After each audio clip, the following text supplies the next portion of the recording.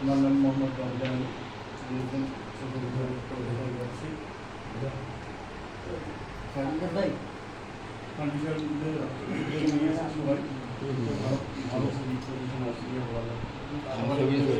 উন্নতি হোক এই কামনা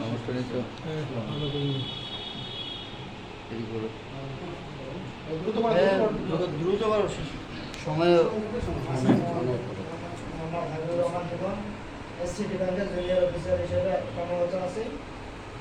হাজিরা ফাউন্ডেশনের উদ্যোগে আমরা যে কার্যক্রম করতেছি, আমরা এই কার্যক্রমটা কখনো কোনো সংগঠনে নেই। একটা সংগঠন থেকে আসছি, কখনো এরকম সংগঠনে